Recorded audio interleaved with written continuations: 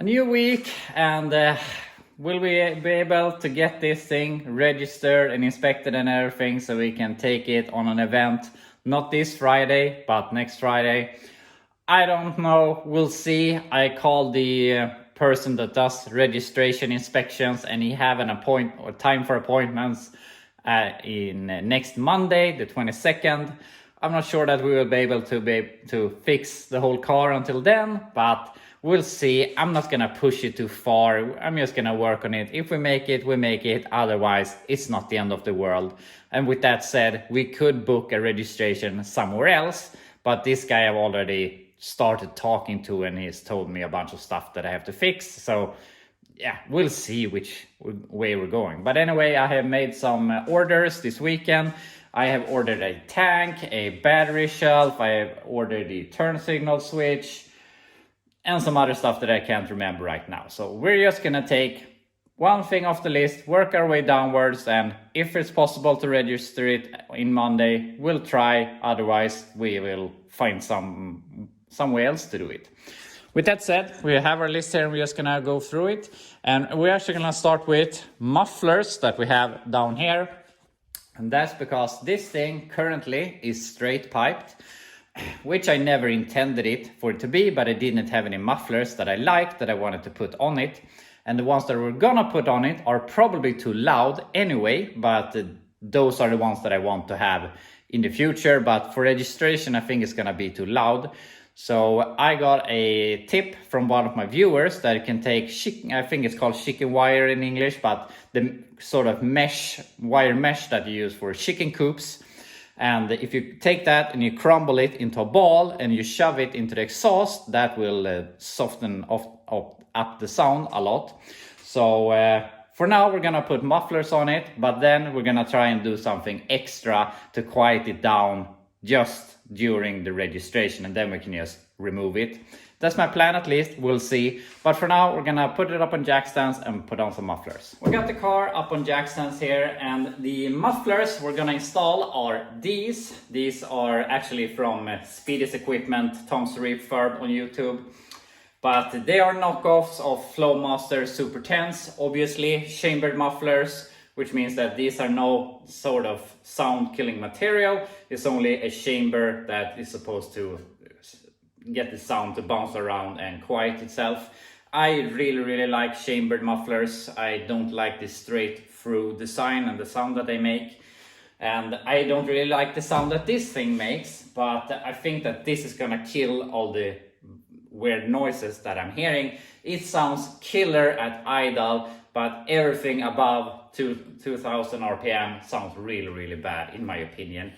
So I hope that this will kill that. And the thing is, when you're registering a vehicle in Sweden, it's supposed to be in original appearance or original how it was from the factory. They are not super hard on that, but we need to tone it down a little bit.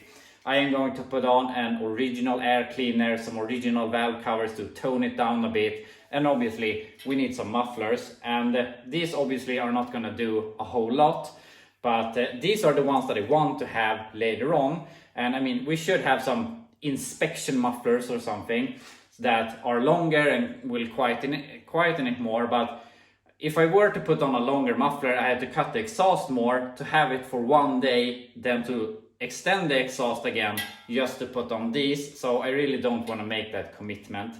So the plan right now is gonna put this on, and then we're gonna do, as I said, we're gonna try and stuff this with this wire mesh, chicken wires I think it's called, and see if that make it quiet enough that I feel that it will work. Also, we could make some of our own sort of muffler, make this a smaller diameter with some sort of baffling or something, I'm not sure.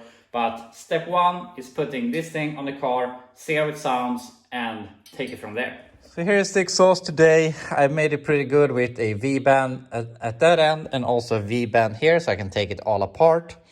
And the plan right now is gonna make a cut here and put this in its place. And then we have some great access from here to make our chicken wire test. Otherwise, maybe we can put something extra here on the inside that we will make, or we could also make a section with a V-band there and a V-band here and like 2-inch with a big muffler, but V-bands are pretty expensive, so that I really don't want to go that route.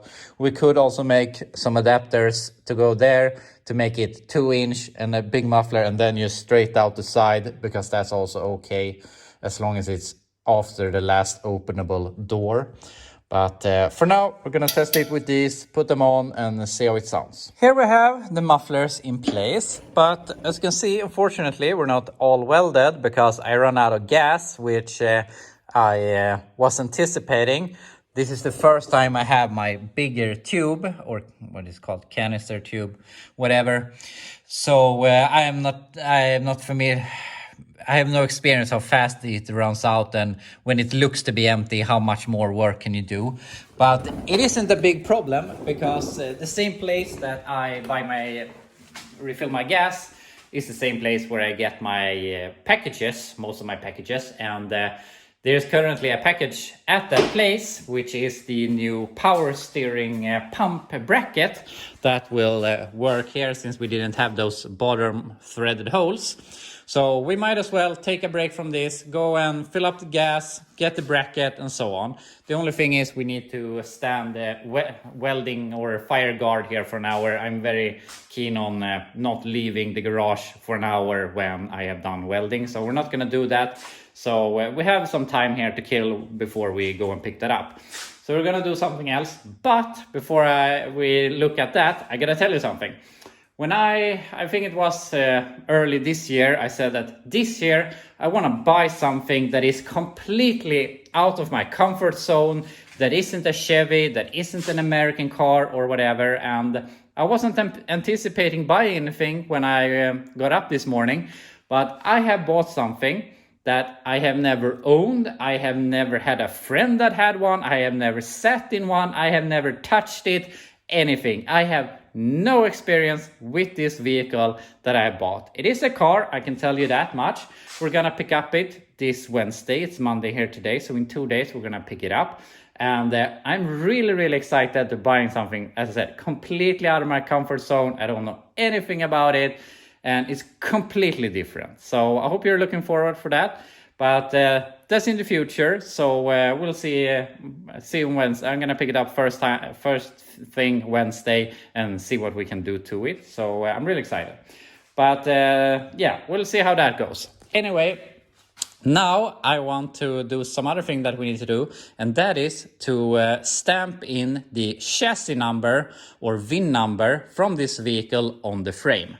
And this is back to our stupid Swedish rules, because for some reason, whatever reason, we don't think that the piece up here in the windshield is enough to identify a vehicle. So now a random person, is gonna stamp in the same number on the frame. I mean, what kind of security, or I mean, what authority do I have to say that this frame is from this vehicle and so on? So I think it's really stupid rules. Even if this thing were stolen in the US and they had changed the VIN or whatever, I mean, I would stamp in the VIN that's there anyway, and it would be wrong. So whatever is preventing, I don't know, but it's just the way it is.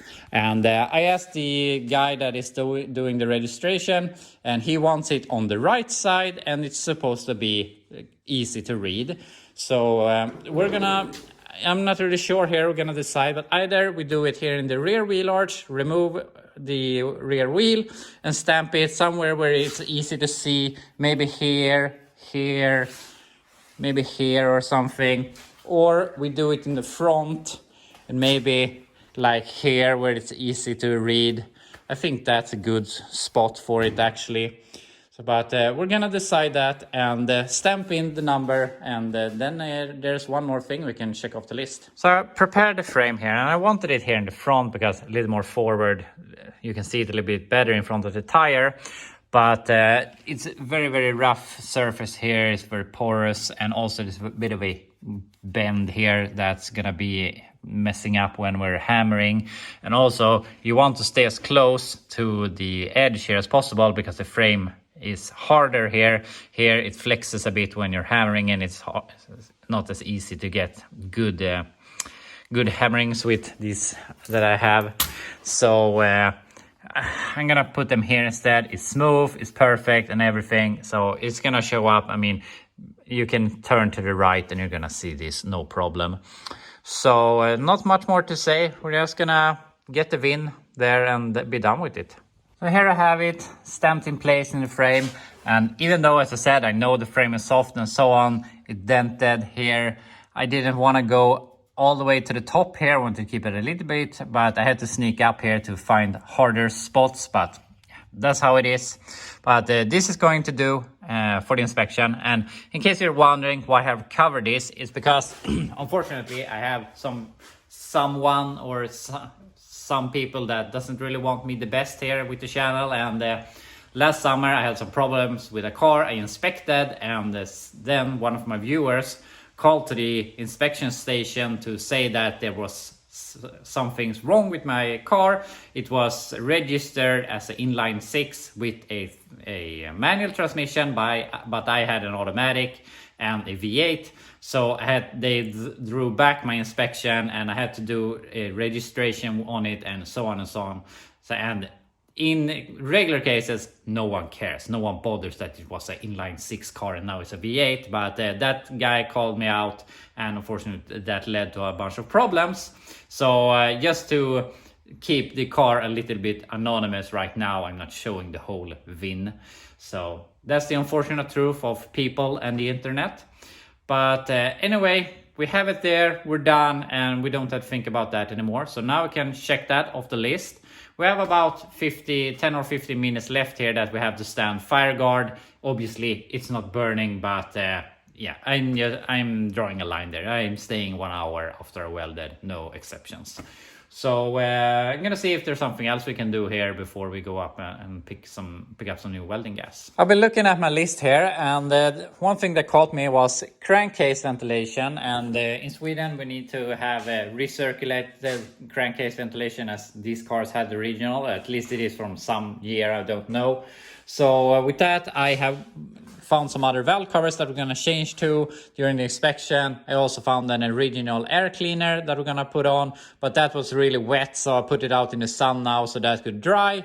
And just me thinking here and going back and forth, it has passed enough time now. So we might as well go pick up the power steering bracket and the welding gas and some other small stuff. And I'll be back to you soon, and we can just continue with what we were doing. We're home again. I've done some errands, bought some stuff, picked up some stuff so we can do some more improvements here on the car. First off, we got our new power steering bracket here that should work with the missing holes that we don't have. This is the aluminum style, like billet or what you want to call it, but I don't really like this appearance, but I like having power steering. So they're going on. Maybe we should go to something else in the future. Maybe paint in black. I don't know. Don't care. As long as we get a power steering pump on. Got some of these. Are these called reflexes? I'm not sure.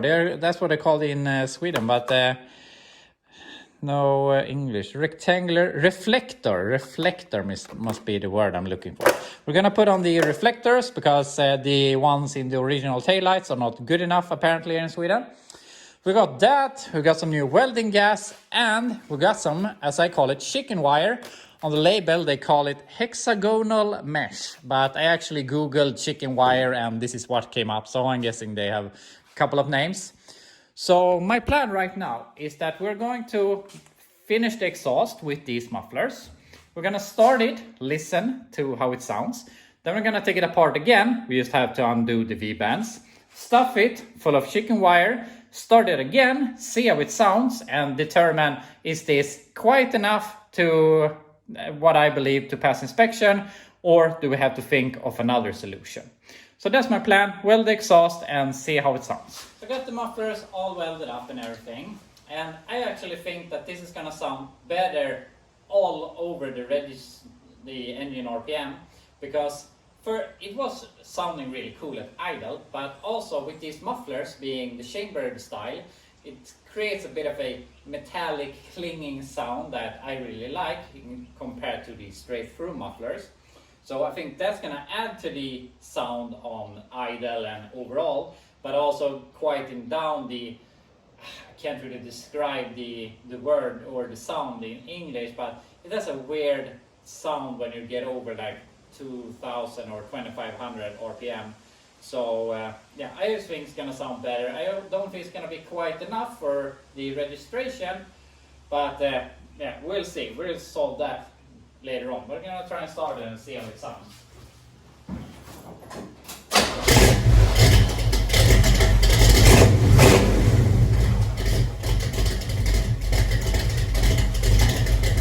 It still sounds really badass at idle at least.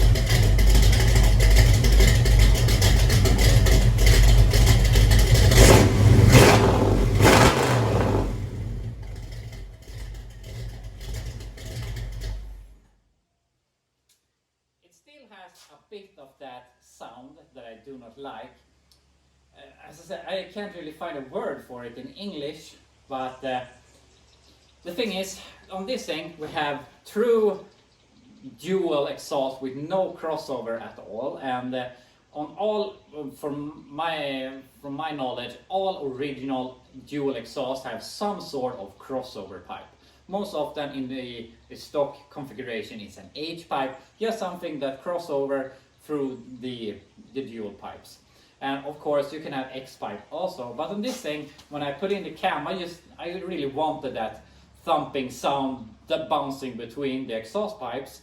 But I believe that if we were to put in an H pipe, we would probably solve that issue. So I have to think about if I want to do that. We're not going to do that right now. But also we could do an X pipe, but I really like X pipes, but I have it I most often do X pipe, so I wanted something that is a bit different. And I mean, I have small blocks in basically everything I own, so I want to make them a bit different. I can't have X pipe Flowmasters on everything. So with that said, I want to keep this a little bit different. But we'll see what we do in the future. But now we know about how it sounds as it is right now. Now I'm gonna see how we're gonna solve this with the chicken wire mesh, and see if we can make it into a ball or something and shove it in the pipe enough so that it will stay in place. And we will see if it quieten it down. Obviously we don't want to make it too tight, because obviously the exhaust needs to get out, and so on. So we'll see how we solve this. Here we have the idea. I cut off a piece and rolled it into a ball and pushed it here into the exhaust. So I mean, the idea of the exhaust having to go through this should do something. I don't know. But I'm gonna put it together again and see if it makes any difference. This is gonna be interesting. Is it gonna make a difference? No difference? I don't know.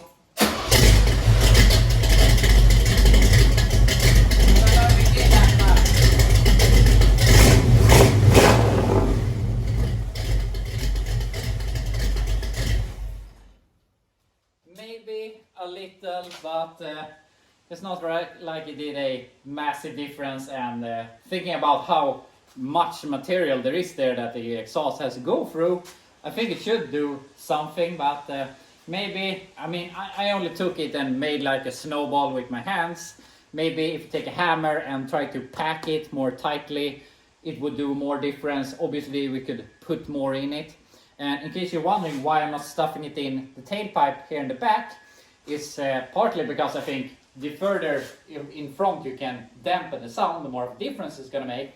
But also they are going to do an exhaust test where they put in a hose that is this long in the exhaust to see the pollution, or yeah, you get what I'm meaning. So obviously we can't have it right back here. But I mean, we could stuff a lot more in it, so I think I'm gonna remove those, try to either pack them more tightly or get more and pack it more tightly. I'm not sure yet. I'm gonna see. I'm gonna remove them and see how small I can make the balls. Here we have the next test. These are our old snowballs of chicken wire that I have compressed with that 3-inch pipe and that pipe, like a pestle and mortar, like pushing it together. So that creates this stack, and then I took as much chicken wire as I thought that these two were made of and made one bigger one. So it was a little bit harder to do this one.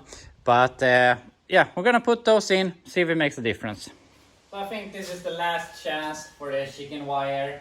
The only thing I think that could make more of a difference is that if we took those pucks that we made and put them here at the header, because the faster you can dampen the sound, obviously it doesn't have to travel so far. So I think that could make a difference, but how much difference could it make? I don't know, but we'll see here.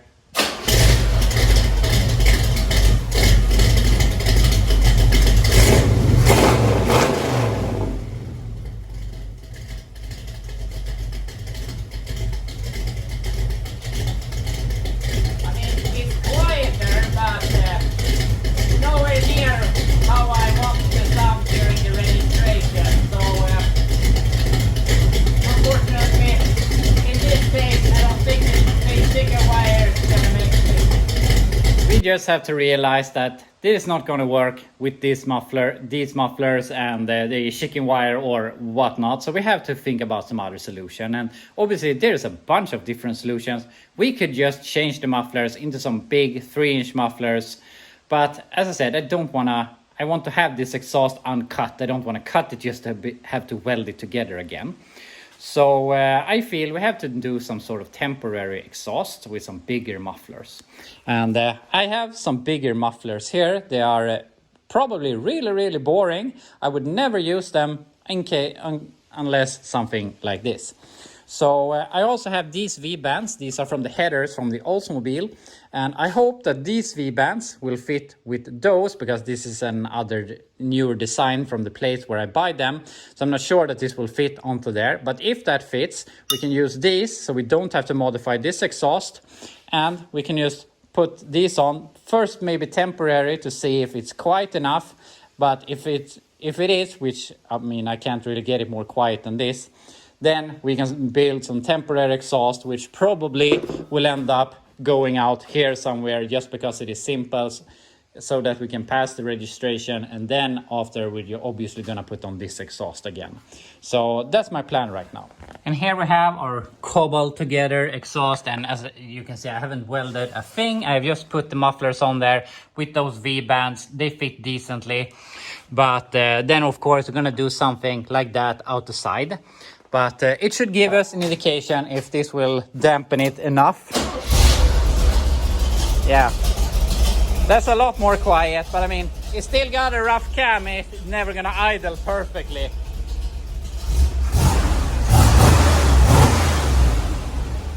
I don't think we're gonna get it any more quiet than that. That's good enough. So let's make that into an exhaust. And here we have our cobbled together exhaust. It's horrible, but it's gonna make us pass its registration, I believe. Got a clamp there, and just right out the side. No fancy at all, but it's gonna be quiet. And I will say it's a little more loud than I thought it would be, but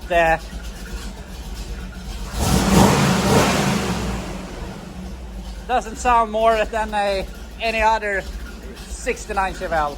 So I think that this is gonna be enough. So now we can cross exhaust off the list. We have the car down on the ground here again with our super terrible exhaust, but at least it's gonna pass registration and inspection like this. And then we're gonna go to this. So the work we did with the mufflers here today is not in vain. This is how we're gonna run it later on. I will probably add an H-pipe later on, but that's further down the line. So with that, we're done with the exhaust, and I actually did something here. I put on some extensions. I mean, all of this is just scrap I had at home. So it ended like here, and I wanted it to get out of the body so they don't complain about the exhaust exiting under the body. And on this side, the pipes weren't the same angle. So here I put on a bend, and it looks terrible, but we're gonna just throw this away as soon as possible. And also a bit fun, it doesn't sound exactly the same on both sides, and we saw that the mufflers aren't identical, so it's a bit louder on this side actually.